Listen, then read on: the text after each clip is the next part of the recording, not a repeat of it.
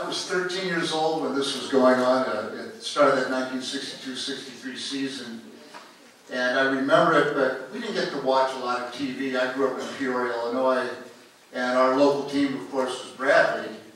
And Bradley had these great battles with Cincinnati, with Louisville, with Wichita, with these other teams that had allowed black athletes to play.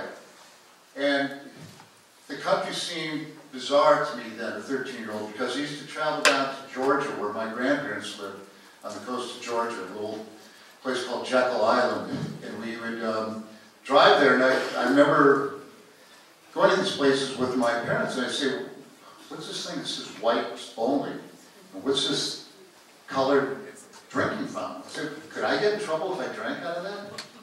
And it was strange. And so when we come back to the north, it seemed much more normal. But having watched the film just like this, I think it's also far too easy to say, I wouldn't have done that. I wouldn't have been like that. It's just like it's easy to watch film of the Holocaust, of the Nazi Empire, and say, I wouldn't have allowed that to happen if I were German. I think we always all have to be on the guard constantly, always, in society, that we don't become the person like the governor of Mississippi, that we cherish someone like the President Coldwater. I'm amazed at him, that we honor,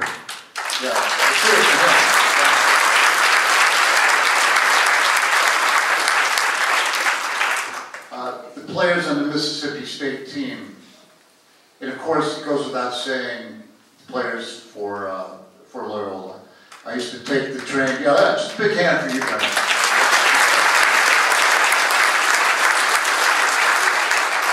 I used to take the subway quite often from Northwestern down to Wrigley Field, and I'd see that sign, national champions. And it led me to believe one of my philosophies as a writer about sports and a person who played sports, that there's really two things that happen when you play.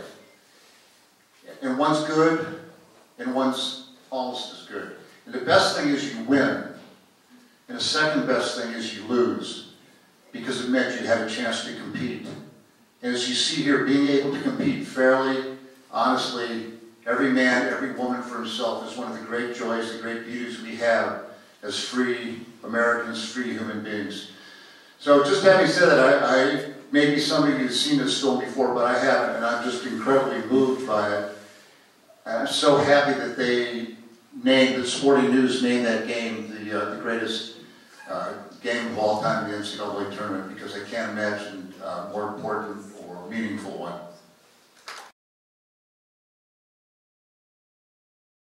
Family in here, so there's going to be a lot of love for me, so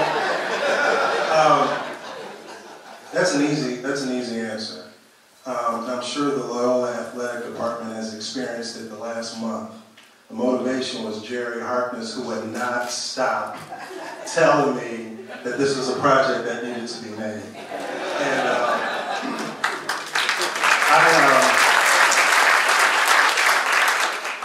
so we looked up. We actually did try to pitch it as a movie. And I always thought that the Loyola movie was a great idea. I actually like the idea of doing a movie from the perspective of Jack Egan, coming from a pretty racially tense environment and then going to play with 4 black players. But we can never get that off the ground. And I was like, well, that's it. Yeah, you're absolutely right. And so I thought, well, that's it. We don't have a chance at this. And I just happened to have lunch with someone who worked at the NCAA. And I really did like a soft pitch. I just kind of said, my dad always had this idea about where Loyola in Mississippi State. And the guy just stopped, he froze. And he said, that's an amazing story. Whoa, that. Sorry, I guess I don't know if I'm not talking this right. So anyway, long story short, the NCAA greenlit the project, I want to say September or October, and we interviewed Dad and Joe Dangold first, and then we shot 6 days in Mississippi, shot 3 days in Chicago, had to have it turned around in about 4 months. So in my previous broadcast documentaries, they were like not.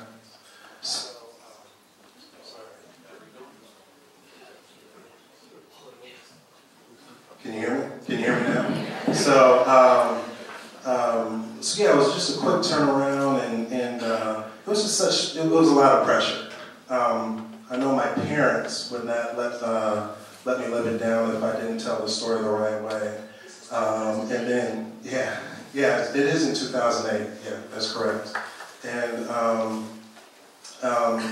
but then also going to Starkville and getting to know these great men up here from Mississippi State, I felt just as obligated to do justice by them as I did to Loyola.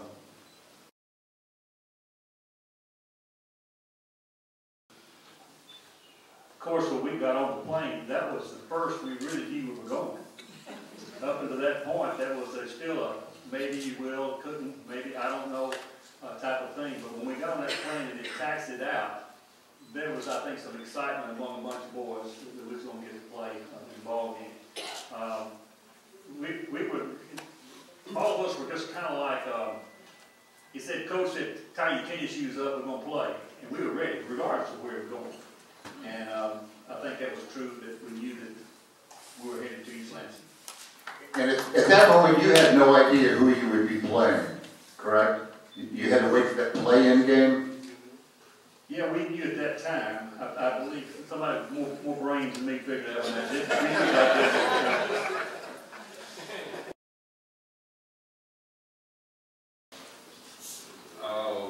I think it was kind of a little bit of both. It was more, I think, when we, from my standpoint, when we left, the historical part of it was we were going to go play in the NCAA. It wasn't that we were going to go play against an integrated team. We were going to go play in the NCAA. But later, I think it kind of came out that this was a bit more than just going to go play in the NCAA. You know, when we got back from playing in the NCAA tournament, of course, our students and the people who really were Mississippi State people, there was no difference in the way they felt toward us, you know. And we never, until we met with these guys in 2008, we never realized that until Jerry mentioned it, said, hey, all the pressure was on you guys because you had to go back home to face all these people, you know, who were against us going. But we never heard anything from them. You know, thank goodness we didn't have tweeting and text messaging. When the letters came to the dormitory, so my mind was on that, from the Ku Klux Klan. I mean, we got tons of mail from the Klan, and Ireland came over and found out that this was occurring. So he stopped all the mail from coming out. So we were nervous to a certain extent, and then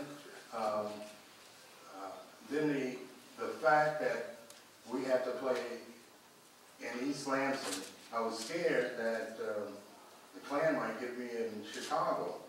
But then you go to the league Chicago, you're a little nervous about that. So all of that was all on us, I think most of the black ball players. But I think it was brought out in the film quite a bit that we got the letters from the Klan, but the black community said, you better not lose either. We got it from both sides. But I think that was an advantage for us because it drew us together. We said, hey, we're not going to worry about the pressure coming from both sides. We have each other. And I think that's an advantage because we played hard for not only Chicago, for Loyola, but for ourselves. And that's a key part. Now I want to say one more thing, because of the civil rights movement was really deep at that time.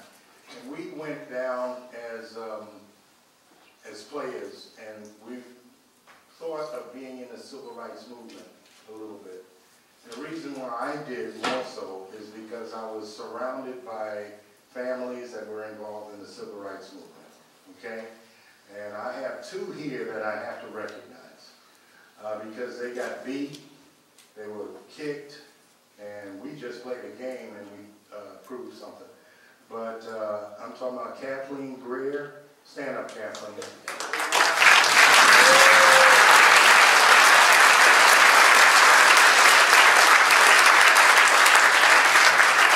And Jerald Harkness also.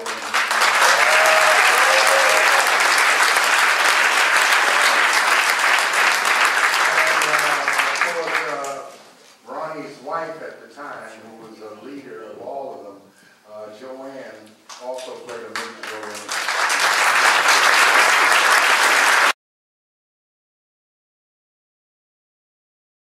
But, you know, I'll tell you, when we were going to play Mississippi State, I think we were aware of the fact that these players were not the state of Mississippi. So you're trying to get up for a game, you're trying to get up for every game. But I think that the black players in particular wanted to do real well against Mississippi State. However, it was nothing personal with the players, because it was probably the cleanest game we played, except for what Doug tells me about me.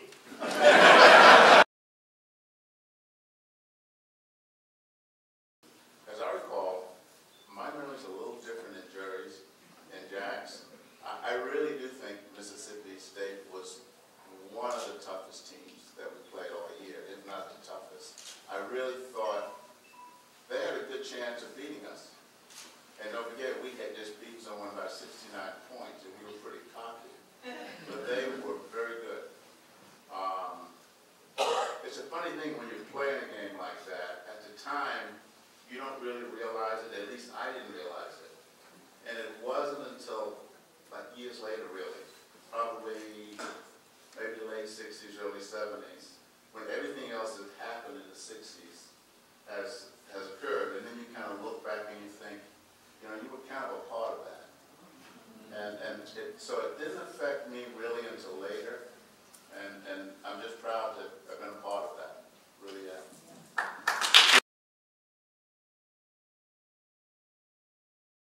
One of the nuances, I think, is after a few years playing with the same guys, you're part of a team. They know you're part of it, and you know they're part of it. However, you come up to what seems to be a political situation wherein the players may be fighting a political system. We're aware of what's going on, and so therefore, a lot of us have a point to prove. And I know that the black players talked to each other about how important it was for them to prevail. But I also know that I didn't take part in that conversation on my own accord. I didn't take part in that conversation because I didn't ever want to be accused of joining in something when you can't know what it's like. I didn't want anyone to think that I'm identifying with your cause, but they know where I stood, and hopefully they knew I was standing with them together.